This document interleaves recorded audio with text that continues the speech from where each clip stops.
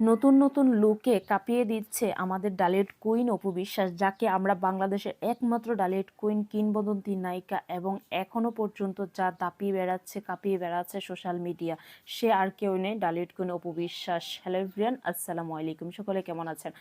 আশা করি ভালো আছেন এবং সুস্থ আছেন। অপু বিশ্বাস মেগাস্টার শাকিব খানের একমাত্র পুত্র সন্তান আবরাম খান জয় এবং মাহফুজ কাদরি ভাইয়া, তারা দেশের বাহিরে থাইল্যান্ড গিয়েছেন ঘুরতে এবং নিউ নিউ লুক আমাদেরকে উপহার দিচ্ছেন, জাস্ট কাঁপানোর মতন, জাস্ট অসাধারণ লুক দেখাচ্ছেন।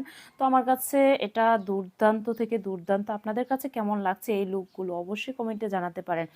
অপু বিশ্বাস এই বয়সে এসে কিভাবে অন্যের নায়ক এবং কি সিনেমাতে নতুন রূপে, নতুন ধাপে, নতুন আঙ্গিতে ফিরে আসতে হয়, অপু বিশ্বাস তা দেখিয়ে দিয়েছেন। যা এই যে ইয়াং নায়িকাগুলো, যা এখন নিউ নায়িকাগুলো হচ্ছে, তারাও পিছু মানে পড়ে গেছে যে অপু বিশ্বাসের এই লুক দেখে। দেখেন কি যে সজল সজল কিন্তু বুবলির নায়ক এবং কি দেবদাসের নায়ক কিন্তু আদর আজাদ। তো সেই নায়কের কাছ থেকে অপু বিশ্বাস কাছে চলে আসছে। দেবদাসের নায়িকা বলেন, বুবলির, সজল, সবাই কিন্তু অপু বিশ্বাসের কাছে। মানে তো এখানে কোনো একটা রহস্য আছে। অপু বিশ্বাসকে বুঝতে হবে, জানতে হবে কে সেই নায়িকা। আল্লাহ হাফেজ।